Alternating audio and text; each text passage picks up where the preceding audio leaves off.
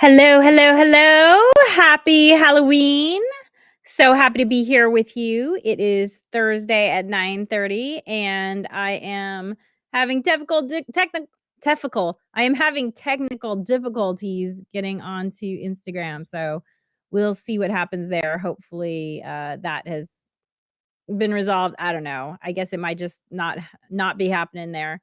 So I am Allegra, one half of Beyond Your Wildest Dreams, or BYWD. And today is Halloween, hence my unicorn onesie, because honestly, there are not enough days in the year to wear this unicorn onesie. I love wearing it. And I actually, if those for those of you who follow me on my personal Instagram, you might know that I shoot for 50 sunrise hikes every year. 50, 30, 50 would be amazing. 30 sunrise hikes every year. And today it was cold enough that I got to wear this. So that was super fun. So happy to be here with you. And as usual, I talk about two topics every Thursday. And the first half of this live is going to be about the newest things that I've learned with regards to hormonal changes. You can call it perimenopause, you can call it menopause, you can call it ovarian failure. Whatever it is, it has to do with the fact that at some point in your life, you your hormones start to change, men and women, by the way. But I'm mostly going to talk about my experience as a woman. However, we age.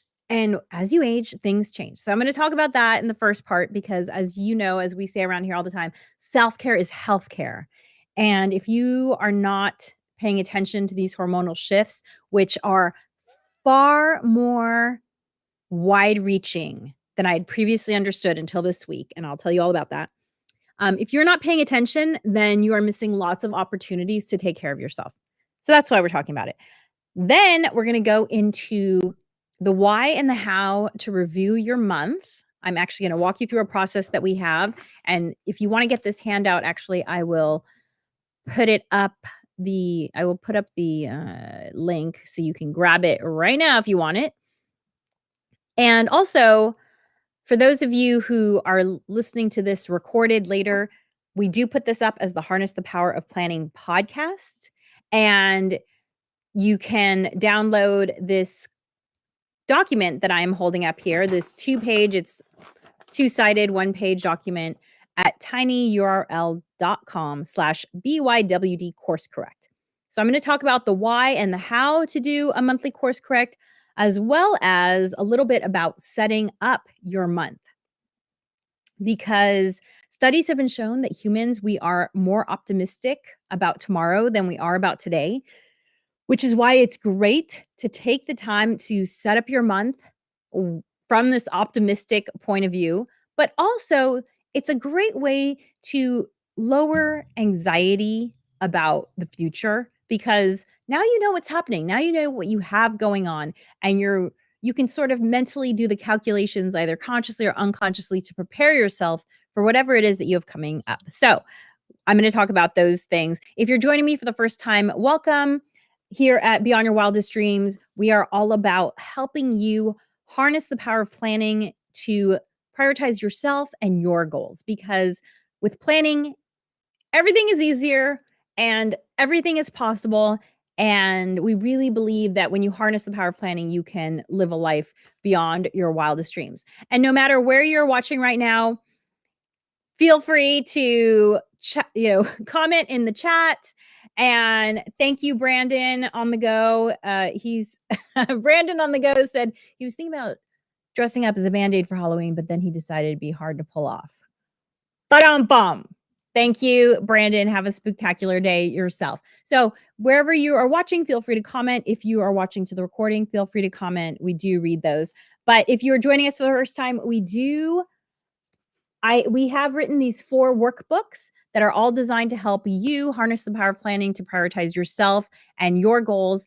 And you can get those, at our website, bywdreams.com. But so, as I mentioned, I'm going to start today talking about hormonal changes because I've talked about this a lot.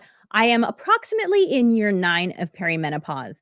And how do I know? Well, I know because after years of having a very regular period, about 9 years ago, I went from 12 to 11 periods.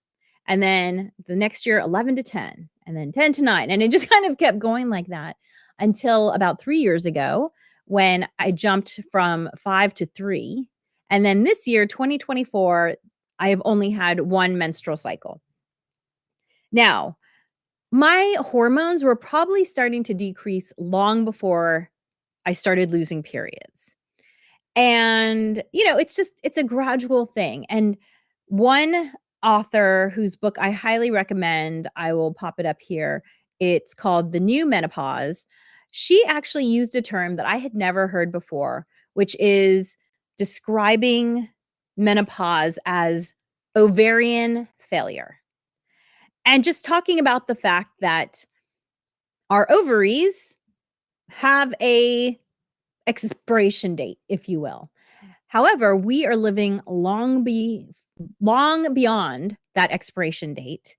However, the reality is that the hormones that are created by our ovaries have much wider ranging effects to our body than I had any idea of. Okay. So, as I said, I started about 9 years ago losing periods. But then about 3 years ago, I started having some of the other common symptoms. And by the way, men, and I said this to my husband, I said, honey, I've been working on really educating myself about how my body is changing as I'm aging.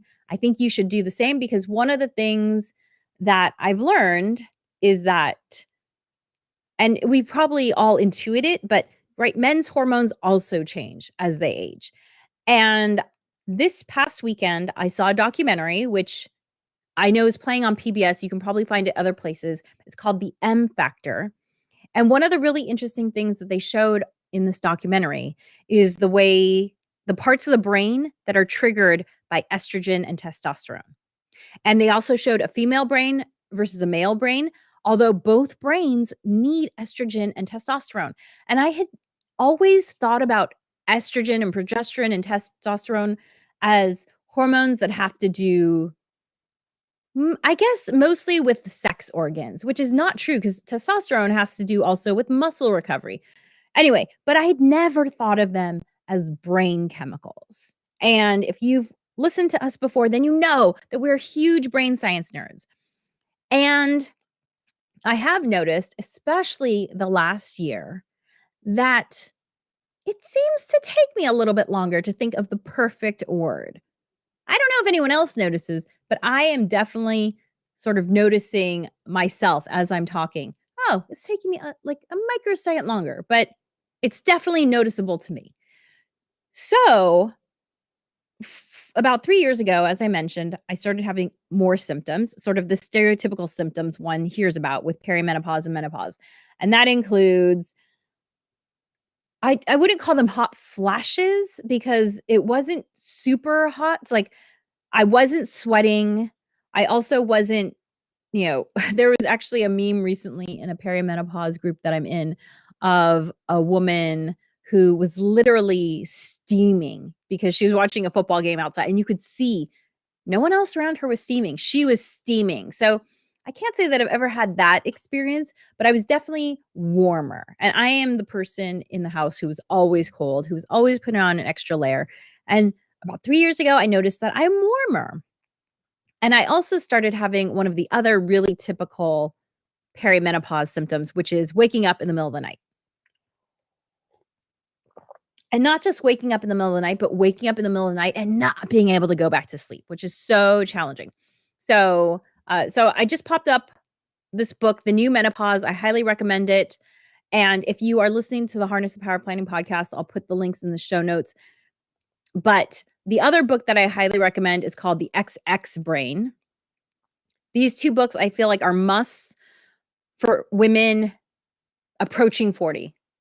If you're approaching 40, do yourself a favor and read these books and become familiar with all the symptoms that you might start experiencing that you would never think are related to hormone changes. So as I said, about 3 years ago, I started experiencing these other obvious signs, right? The feeling warmer, the waking up in the middle of the night. But now I'm learning from these two books that things like frozen shoulder, which if you've been listening to me all of 2024, I have been working on trying to open up, particularly my right shoulder is so much more frozen than my left shoulder. And it's really gotten bad the last 2 or 3 years. Apparently, frozen shoulder is related to hormone changes. What? Also, apparently, hormonal changes can trigger autoimmune diseases, lots of bone and joint challenges. Of course, acne, that's another one, probably excess hair or thinning hair are other ones, definitely visceral belly fat. Okay, so they're all of these symptoms. And when she listed the number of symptoms, and it was in the book, The New Menopause, where she listed all of these symptoms. I was shocked because it really does kind of read like a laundry list of, right, lower energy, brain fog, um, changes in body composition. So my huge shift in hormones seems to have started around 3 or 4 years ago. And the thing was I might have recognized it as hormonal changes if my father hadn't died and COVID hadn't hit. Because COVID and my dad dying sort of, threw me for a loop in terms of my energy level. And yes, I was more tired, but I was also grieving. So I didn't necessarily recognize the potential hormonal shifts there. And so after seeing this documentary, again, the documentary is called The M Factor. I highly recommend it. It's free. Just Google it. You'll find it. Highly recommend The M Factor. After watching that and after reading this book, The New Menopause, I can tell you that I am definitely going. By the way, you can find both of these books and also all these supplements that I take, which I'll talk about a little bit more in a second, if you go to tinyurl.com/BYWD menopause, because I have been essentially symptom free since starting an herbal treatment that I started about 3 years ago with this one single ingredient herb called Vitex, which was recommended from this book called What Your Doctor Will Not Tell You About Menopause. And that book is really old. In fact, I mean, I bought the book about 15 years ago and the author had already passed many years before that, so it's an old book. But the one nugget I got from that book was this herb Vitex. It's a single ingredient herb. It's in the URL below. There's like 12 things that I've put in that little store, tinyurl.com/BYWD menopause. And these things have really helped me deal with my symptoms of hormonal changes. So when I started experiencing the waking up in the middle of the night and the hot flashes, I started taking Vitex. The recommended dose in the formulation that I bought was 2 a day. I felt like that was a little too much because of, let's say, viscosity changes that I was like, that's a little uncomfortable. I think I'm going to dial it back. Now, you might like the viscosity changes. So, because I do know that, dryness in all parts of the body are definitely increase with hormonal changes. So, it was a little bit much for me. So, I dialed it back a little bit. So that did wonders for me. And then I was also seeing an acupuncturist at the time, and she recommended a tincture, which is also in that list. And I started taking the tincture, and that helped me also sleep through the night. And then about 2 years ago, I felt like I was having trouble sleeping through the night again. And another friend recommended something that has a lot of herbs that have been known for centuries to help women. And so I started taking that. Again, these are all in the BYWD menopause. That was a Nature's Way formulation. It has a morning pill and an evening pill. And none of the herbs that I take overlap. There's no Vitex in either of those formulations. In the tincture has its own thing compared to the other things. So I thought, okay, I'm just going to take all of these herbal supplements, and I have essentially been symptom free. However, the one question that was in the back of my mind this whole time has been, okay, great, I'm symptom free, but Dr. Mosconi in this book, The XX Brain, explains that there's a 10-year window after the end of your last period. So let me just clarify. Menopause is defined as you have not had a period for 12 months in a row. The long period before then, when your hormones are shifting, is known as perimenopause, and it can last 10 years or longer. The new menopause was saying that it could be from as long as 12 and a half years with or without symptoms. Okay. So basically, your hormones are decreasing, probably, who knows, somewhere in your 30s at some point, but you don't start to really notice the changes until, let's say, in your 40s. That's why I say, if you're approaching 40, read this book. Hey, if you're approaching 30, maybe you want to read this book. It's very important reading.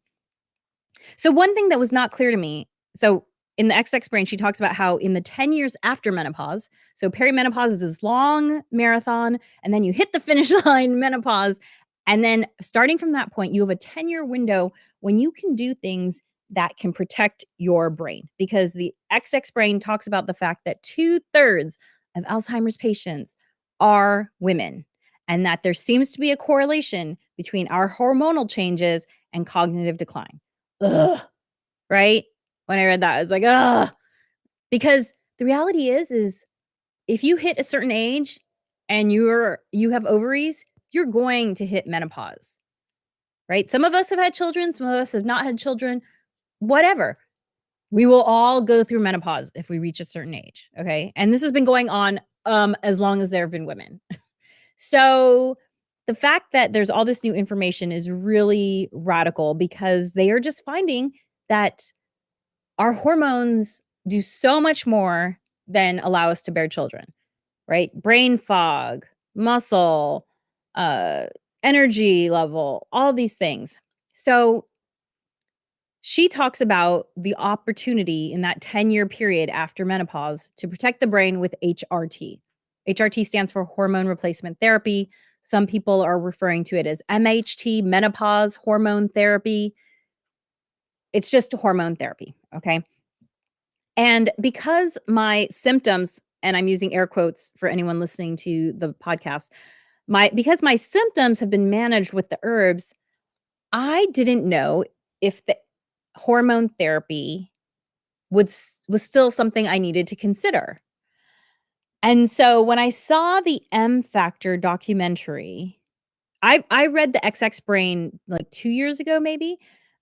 When I saw the M Factor documentary this week, and then I read the new menopause book this week, it made it very clear to me that I want to investigate hormone therapy for me, and specifically bioidentical hormone therapy. Now, what does bioidentical mean? Bioidentical versus traditional hormone therapy, they produce the same chemicals, it's just what they're produced with is different. So I guess most typical hormone therapy is produced using animals. Really common ingredient is actually the urine of pregnant horses, whereas bioidentical tends to be produced from plants and apparently is more easily recognizable by the body. Now, there are lots of women who've had amazing results with the traditional hormone therapy. So, hey, that's great. I'm interested in looking into bioidentical, and it's also what the doctor who wrote The New Menopause recommends. So, for a couple years now, I have been asking this question, should I consider hormone therapy? And I've now decided that for me, the answer is a resounding yes. You might have heard that there was this report that came out many years ago about a concern about hormone therapy and a correlation with cancers. I'm not going to go into that because I am not a doctor, nor do I play one on TV. If anything, I play a unicorn on TV, okay? A unicorn in perimenopause. But in the book, The New Menopause, which I will pop up again so you can see it, she talks at great length about that report showing a correlation between hormone therapy and cancers and why she thinks it's a non-issue for most of us. And I thought her argument was very compelling. So definitely read that, educate yourself about it. And, I really think that it is so important, as we say around here in BYWD land, self-care is healthcare. And it's never more evident than after reading these books and realizing, how important it is to get good sleep so that your brain can repair itself. How important it is that we consider supplementing our bodies with these hormones that interact with so many different parts of our body, that we because we are living 30 years beyond our ovaries, we might need to supplement. So, that is what's been going on in my mind with regards to perimenopause, menopause, hormonal changes.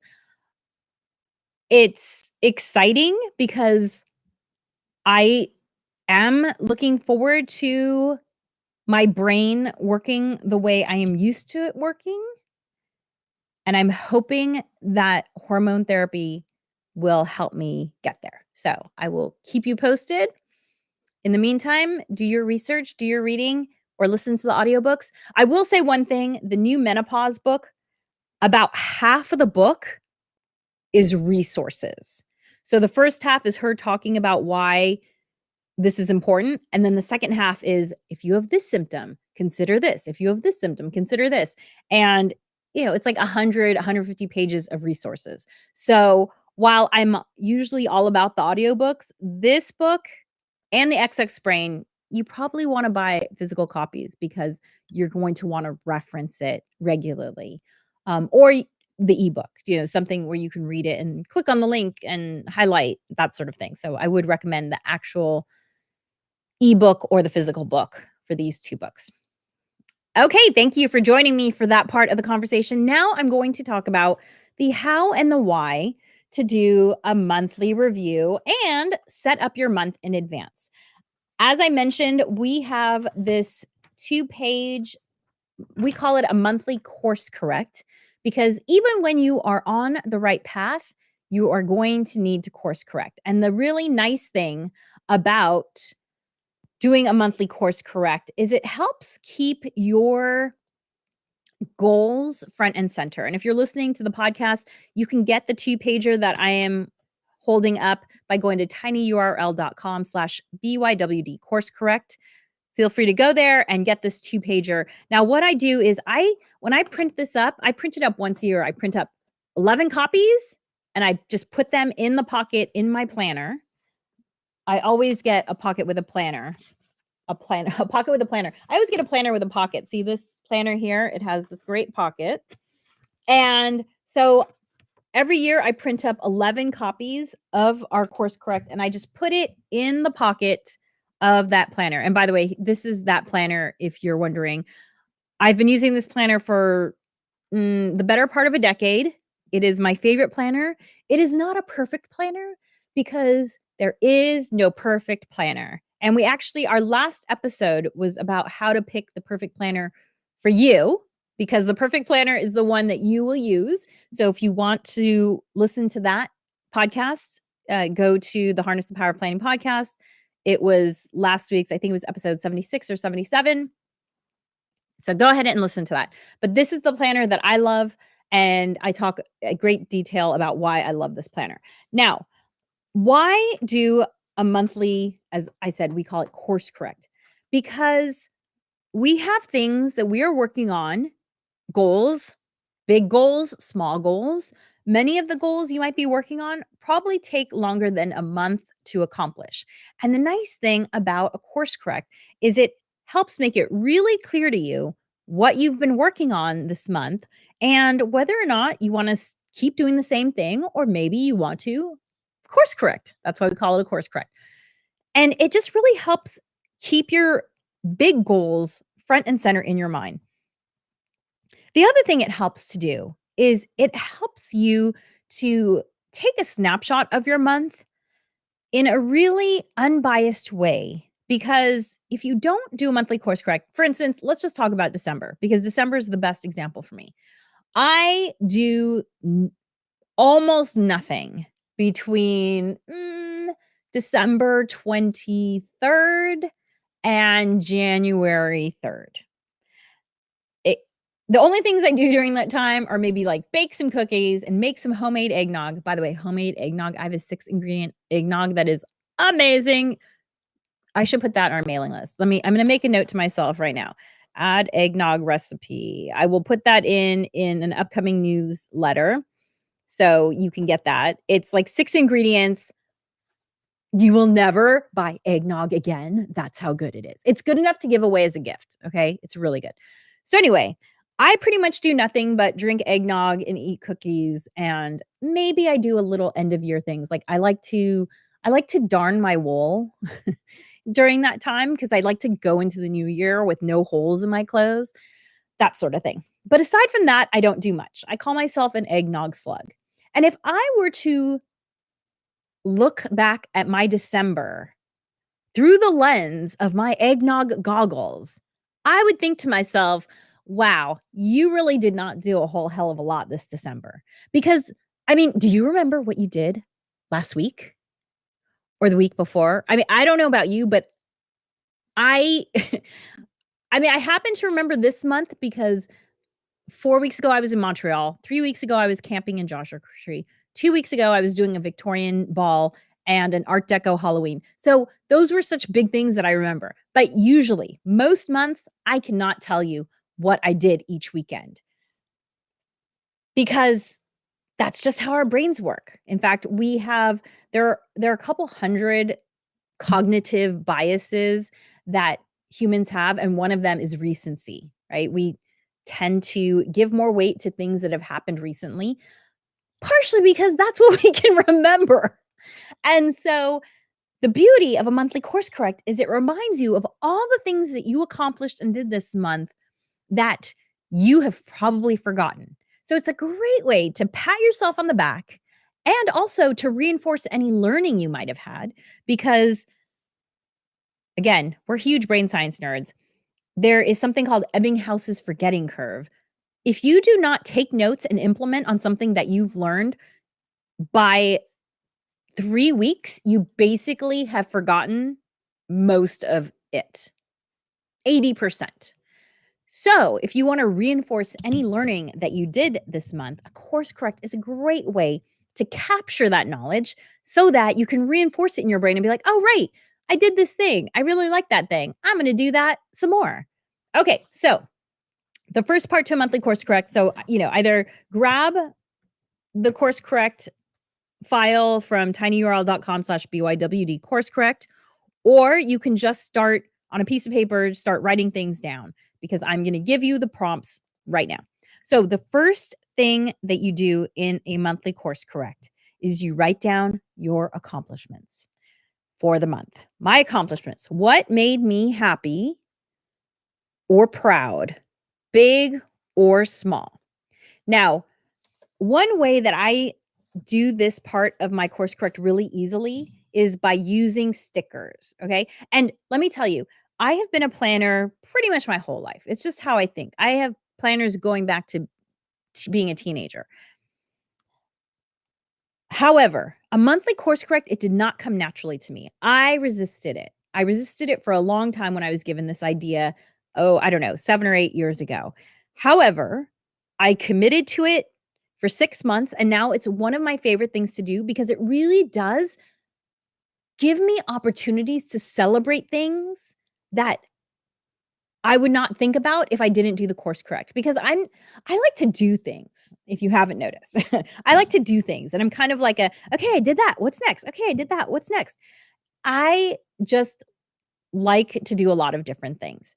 And what I love about the course correct is it gives me a moment to pause and reflect and say, "Hey, that was pretty cool. I want to do more of that," or whatever the thing is. So, one of the ways that I made a monthly course correct a habit was by making it fun. And so I have a fountain pen that I like to use when I'm doing my monthly course correct. And you might have seen me pull out this fountain pen before because I use it a lot in my planner when I'm taking notes. It was a gift from my father, so it reminds me of my dad. And also, too, it writes like butter. So I just love writing with it. It feels good. Another thing that I do is I use colored pencils. I have this, it's an Elena of Avalor pencil case. It belonged to my daughter. However, as a brown child who grew up back when Disney princesses did not look like me, I love it, and so I kept it long after she got tired of it, and so I have it's super dirty because, she was like a baby when she had it, so she did lots of scribbling in it, but it has these colored pencils that I like to use for the second part of the course correct, the back page, which requires a lot of filling in with this is kind of a graphical way to look at your month, but I like to use color to make it more fun. And then the third thing that I do to make my course correct fun is I use stickers. And I basically have two stickers that I use. And you'll see, I'm going to hold up my planner. See the hologram stars? The hologram stars help me to track my quote unquote accomplishments really easily. And so I love these hologram star stickers. I get them at Michael's. I buy them in bulk. I literally buy like 20 pages of them at a time because I love them so much. And the only other sticker I use, and this is one I just added this year for fun, is a disco ball sticker. And I do that for events when I host an event. So if I've hosted an event, that goes on that page and it just helps me to remember more easily my accomplishments. So when I am doing my accomplishments, I just look at my monthly calendar and I look where there's a sticker. And if it's not obvious to me what the thing is that it's reminding me about, then I go to the weekly page where I'll have a little more detail. And so, as I mentioned, I got together with old friends, some people I haven't seen in 20 plus years in Montreal.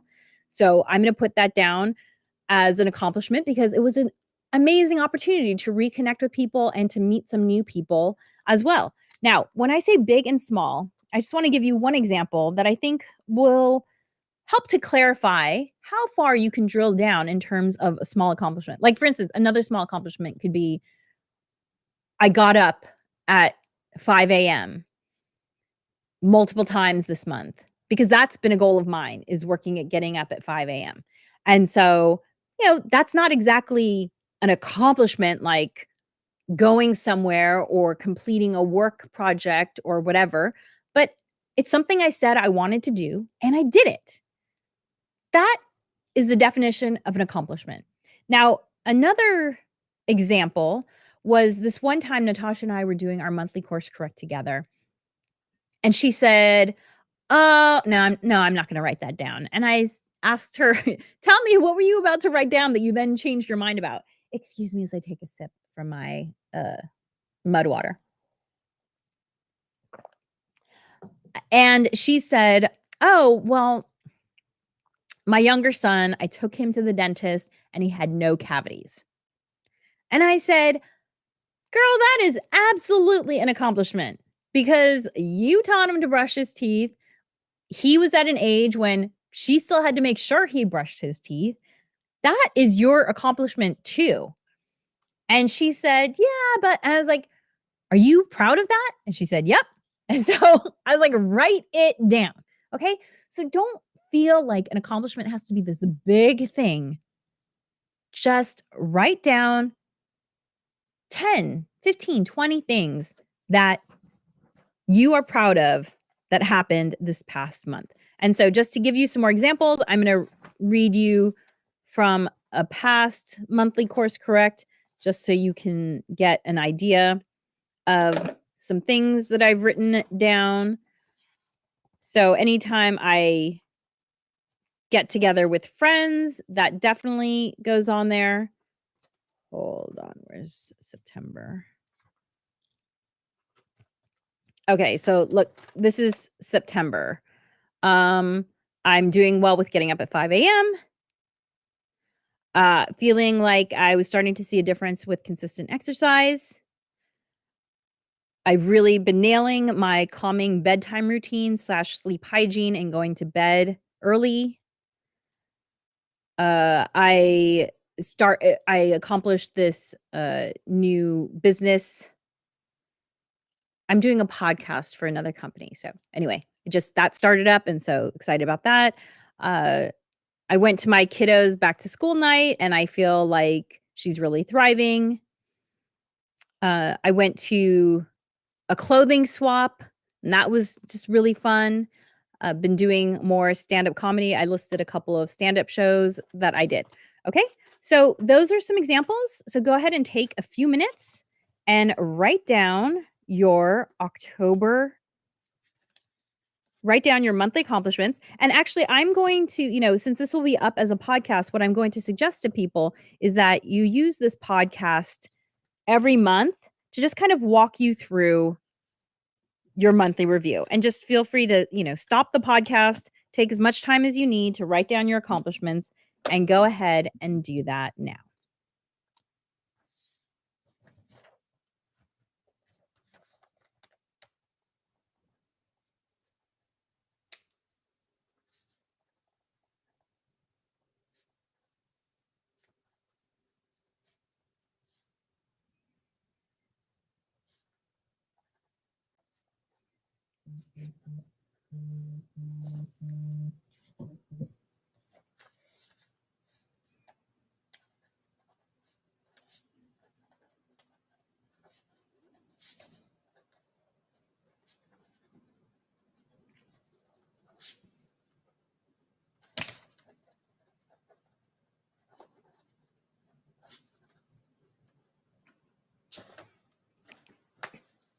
Okay. You might not be done, but you can come back to it. So the next. Oh, and by the way, there's a question on the course correct that said, did I reward myself for the above? Not every accomplishment is gonna have a reward to attached to it, but if you do have, let's say, some big accomplishment that you met, maybe you finished the first draft of a book, or you filled in some applications for a new job, or you investigated and applied for a mortgage, whatever it may be. Did you reward yourself? Oprah has this great saying that the more she celebrates, the more she finds to celebrate. And I've absolutely found that to be true. When I celebrate, and it can just be in a small way, like writing it down on my course correct, I feel like I see more to celebrate. It's really a practice of gratitude. And so we just put that little reminder there. Did I reward myself for the above? A reward can be as simple as napping in a hammock, or buying yourself a magazine or a new pair of socks. But for bigger things, like when I finish the draft of a book, I do a spa day. That's my big reward for that sort of thing. Rewarding yourself can be a way to motivate you and a way to celebrate your accomplishments. So feel free to comment if you did reward yourself for something. And if you didn't, maybe put a little box there to remind yourself, hey, I want to reward myself for this because this was really great and I want to really celebrate it. Okay. The next question on the course correct is my insights. What did I learn about myself and my habits? So I have had an interesting insight, which is that calming music is a really important part of my sleep hygiene routine. And let me just explain to you about my evening routine. So, the last thing I do before I get in bed is I do my skincare ritual, and I do it with a candle lit and this calming music playing. And earlier in this month, I had been really into a book, like I couldn't put it down. And so I was listening to the book doing my skincare ritual, and I found that I was not as relaxed when I went to bed, and I was taking longer for me to fall asleep. And so I shifted back to my calming music, and it was like I could feel my stress level dropping. And so I've been committing to playing the calming music at night because it allows me to sleep better and gives me a better ritual. So that was a really interesting insight into my habits. If you have any interesting insights that you learned about yourself, please write them down now. Or if you're listening to the podcast, pause it and take a moment to write that down.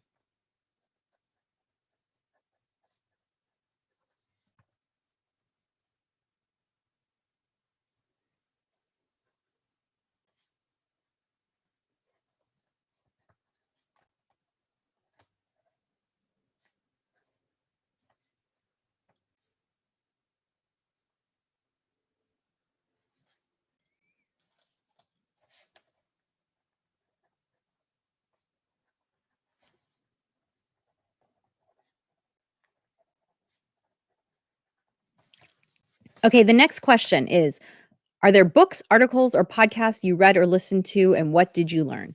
So I would definitely put the M Factor documentary up there. I will put the new menopause book. And this is such a great way to capture books because maybe you want to reread something later and you don't have a list of what you had read. This is a great way to capture something that you've learned to remind yourself, like maybe you said, like, oh, there was a book last year. What was it? And you can look back at your monthly reviews and find it. That's great.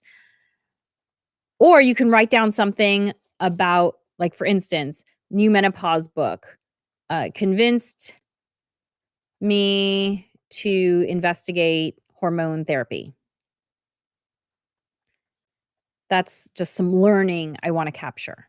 So go ahead and take a moment and write down if there were any books, articles, or podcasts that you wanna remember that you learned something from this month.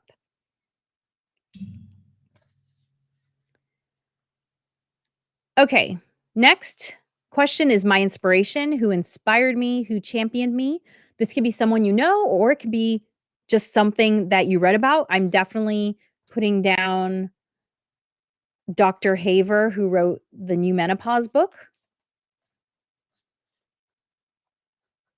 By the way, another book that I read this month, was called Hidden Valley Road, and it's about a family who had 12 children and 6 of them were diagnosed with schizophrenia. And I learned a lot about mental health and really the spectrum of mental health.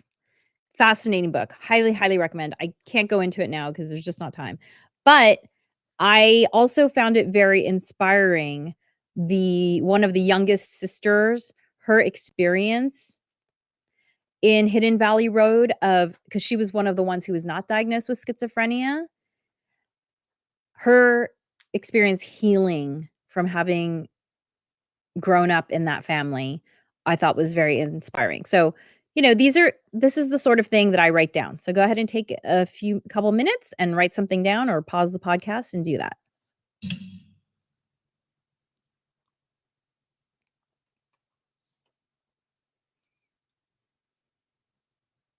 Okay.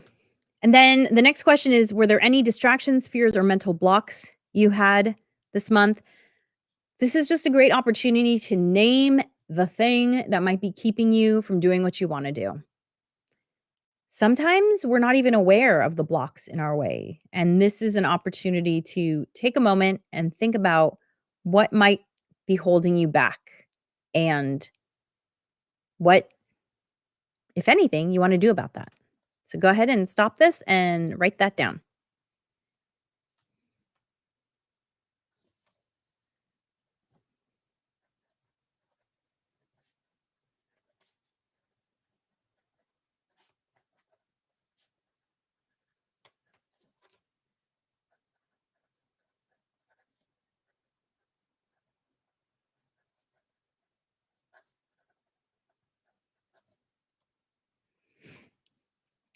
Next question, my self care. What did I do to care for myself? I did a great job of eating really well this month. I've been shifting back, if you've listened to our other podcasts, to more plant-based eating, and I have actually really been enjoying the shift. I was vegetarian for 4 years, before I got pregnant, and I actually I feel like I missed that way of eating, so that's one of the things I did for myself. So, self-care can be anything. It can be reading, it can be napping, it could be talking to friends, connecting with your community. It could be unplugging from toxic sources of information. What did you do to take care of yourself?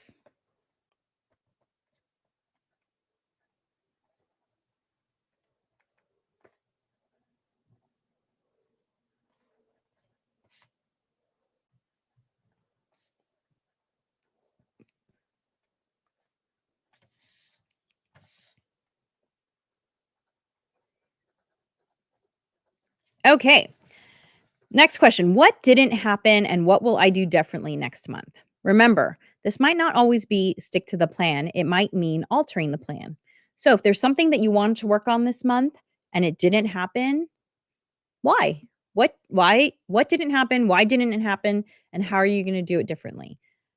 For instance, I felt drained for part of this month, and I think it was the 2 trips back to back, and so I did not do as much writing as I like to do in a month, but you know what? I was drained from the travel, and I just needed more sleep. So, I am not doing that kind of travel next month, and so I anticipate that that will be different. So, think about, what do you wanna do differently next month?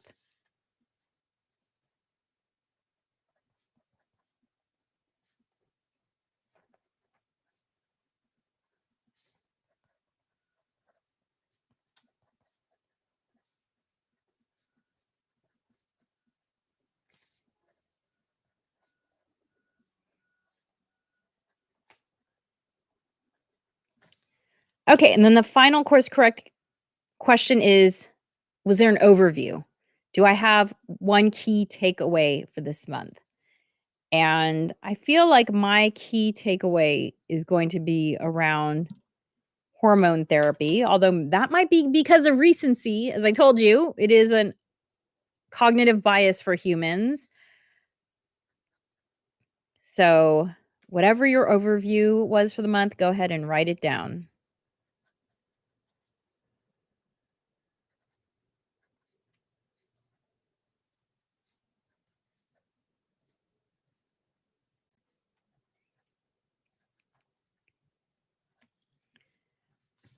Okay, and then for those of you who have the handout, the other side is what we call an instrument panel, and it's just a fun, sort of less logical way, more intuitive way of thinking about your month. And you just kind of fill it in like how you felt like you did in this pie wedge of your life. So the pie wedge says human connection, and there's 10 sort of pie pieces that you can fill in. So it's kind of basically on a scale of 1 to 10. How did you feel like you did in human connection, finances, family, health, career, personal growth, contribution, attitude? And what I think is really interesting is, once you've done enough of these, you start to see kind of the rhythm of your life. Like, there are very few months where that circle is blown out. Everything's great. There's an ebb and flow. Some things are good, some things aren't. And I feel like that is very calming to me, to recognize that, things change, and you just have to kind of learn to ride that wave gracefully. My husband and I have been married for 21 years, together 26 years. And we had one of our hardest time periods this past summer. Even after 26 years of being together, we still haven't gotten it all worked out. However, we talked about it, we figured out some stuff, and we are in a much better place only 3 months later. Like, a lot can happen in a short period of time when you're honest with each other and about what's going on. So, things ebb and flow. Don't judge. You're just making note of where you are this month, and maybe in a year, check back and see how things have changed, how things haven't changed. It's just another way of thinking about your month. The monthly tracker is where you consolidate your numbers from the weekly trackers. So if you habit track things like, did I meditate? Did I exercise? Did I get enough water? Did I work on the thing I said I was going to work on? Then this is a way to consolidate all those numbers into a monthly number. And we always say progress, not perfection. If you said you wanted to exercise 20 times this month and you got 70% of that, so whatever 70% of 20 is, I guess it's around 14 or 15, then great. That's a win. Okay. Be gentle on yourself. Progress is what matters. Hitting the goal, it's like an added bonus, but you know. And then we give you a little fun-o-meter to rate yourself on a little gas tank of how fun, because as Ben and Jerry said, if it's not fun, why do it? And then the last question is, what was my average integrity over this month? And we define integrity as doing what you say you're going to do. And so that's a scale of 0 to 10 too, because achieving your goals is not just about setting the goals, it's also about doing the things you need to do to accomplish the goals. It's two different things. So we want to help you capture, okay, great, you said you were going to do this thing, but did you actually do it? Okay, so you've done your monthly course correct. Then the next thing we would say is look at your next month. Since we're in October, that would be November. And the first thing you want to do when you are setting up your month, and we talk about this, we actually talked about this in great length in an earlier podcast.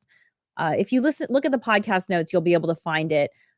Otherwise, I'm going to try and see. I think we have a little, no, we don't have it here. Okay. So the steps to planning your month. The first step is to write down any important dates. And when we work with our students in our life design course, we have them create what's called an important date card. And basically, the important date card includes all these things that never change from year to year, like people's birthdays and anniversaries. But it can also include other things, like, for instance, in January, I have a note to prepare tax stuff to give to the accountant. In January, I also have buy Ren Fair tickets because Ren Fair tickets start going on sale in January, even though it's not until May. So this is my little important dates card. It's just an index size card where I write down all the things that I want to keep track of from year to year. And so grab those important dates and plop them into your next month's calendar. Then I also want you, if they're not already there, let's say you also have a digital calendar where maybe things that are farther distance are being tracked that you have not put into your paper calendar. Maybe something like a work trip or a personal trip or some sort of deadline you need to meet. Transfer that into your calendar. And then once you have those things that you know need to happen or are going to happen, then you can start adding in things that you want to happen, but you never seem to have time for. So, for instance, these include things like a night out with friends or a day with friends. These include things like, oh, I've been wanting to do a yoga retreat or a writer's retreat or a silent retreat. These include date nights, mommy daughter days, daddy daughter days, hey, grandparents, do you want to take the kids for a day? All those things that you say want to happen but don't seem to happen, put them in now because we always we tell ourselves this it's kind of a lie where we say like, "Oh, I'll get to that when I have time." There is no day that says, "Hey, you have time today. Do it now." You have to make time. So, put in those things that are important to you. This could also be things like I put in my Thursday sunrise hike that I do with some friends of mine. So that goes in for every Thursday. This could also include simple things like phone calls. I have friends and relatives who live out of state. And so I will plop in like, oh, call them on this day, call them on that day, call them on this day. Okay. Then the final step to setting up your month is to also put in things like that will move your goals forward. Exercise, writing, maybe research. Maybe you're thinking about moving or you're thinking about getting another degree. Okay, well, write in some time to do some research on the place you want to move to or the place where you might want to go to school. And that is how you set up your month. And just by taking that little bit of time to just give it some forward thought to think about how you want to purposefully go into the next month and the things that you want to prioritize, you will feel so much better knowing that you've taken this time to do that. We have a saying in the productivity world that for every 1 minute of planning, you save 10 minutes of doing, and I really feel like that's absolutely the case. Like, once you decide that something is important and you've written it down, you just gotta follow through. You've already decided it's important, don't think about it anymore. Start to do the work. That's what the integrity is about, right? Like, okay, you're doing some time today planning. Tomorrow is where the rubber hits the road. It's the first day of the month. Now you have to start doing. But just keep walking your path. if you're on the right path, all you have to do is keep walking. But it's those little steps that you take every day that move you forward to achieving your big goals. Thank you so much for joining me today. I will see you next Thursday. And as always, if you want to re listen to this, it will go up as the Harness the Power of Planning podcast. I will see you next week. Dream wild, wild dreamers.